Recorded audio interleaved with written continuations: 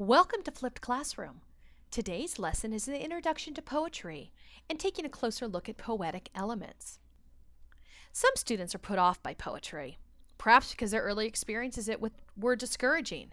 They imagine that poems have deeper meanings that they'll never uncover. But poetry can be accessible to all readers. The fear of poetry is often a confusion about the nature of poetry, since most readers are more familiar with prose. And prose does not pay attention to rhyme or rhythm, and the writer usually has no word limits. The ideas are written in sentences, and sentences are grouped into paragraphs. Usually in prose, language is more natural and grammatically correct, and hopefully it's understood by within one reading. But poetry is different. Poetry pays attention to rhyme and rhythm, and the poets use very limited numbers of words.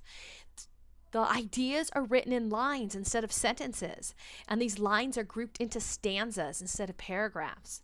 And the trickiest part is that poetry uses language that's figurative and rhythmical, and there may be more than one meaning derived from the poem. Poetry focuses more on connotative, emotional, and associative meanings, and conveys meaning more through suggestion than directly, which is what readers of prose experience.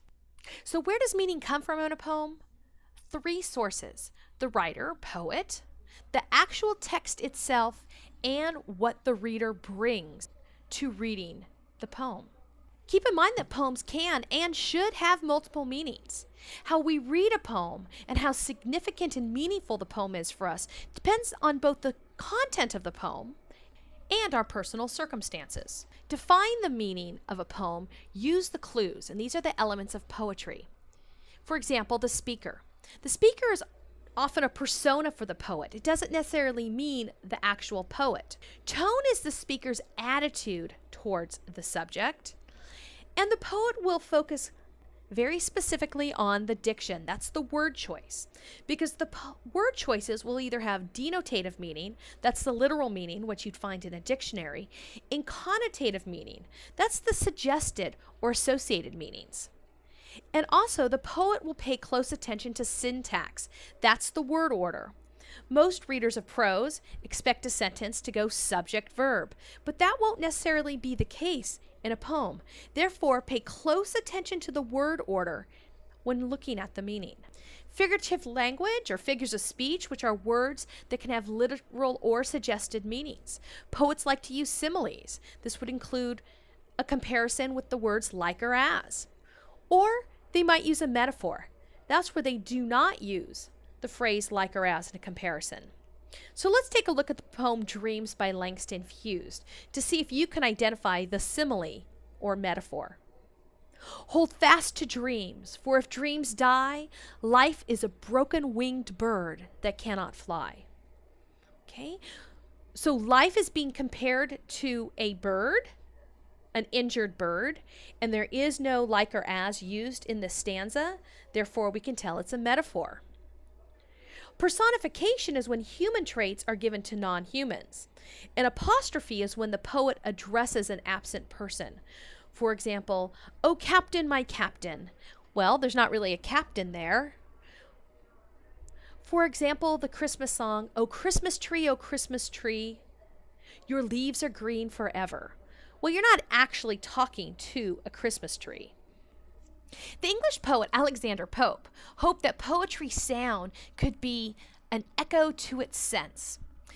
That's what the ear hears would reinforce what the mind is understanding. And to many people, rhyme is the most recognizable aspect of poetry, because that's when you're matching the final vowel and consonant sound, which is seen in the poem over here. He gives his harness bells a shake to ask if there is some mistake. The only other sound the sweep of easy wind and downing flake. The woods are lovely, dark and deep, but I have promises to keep, and miles to go before I sleep, and miles to go before I sleep. In addition to the rhyme, you'll also see the alliteration, where the repeating of the consonant sounds. We see sound and sweep, we see dark and deep. So sound is another key element of understanding a poem. As part of the sound, there's rhythm and meter. Rhythm is the beat, the series of stresses, the pauses, and the accents in the line of poetry. And meter is the stresses which recur at regular intervals. Let's take a look at this poem here. I'm going to over-exaggerate the stresses and pauses and accents in it. You wouldn't normally read it like this, but to understand rhythm and meter, I'm going to go ahead and read it with a little bit of an exaggeration. The miller's wife had waited long.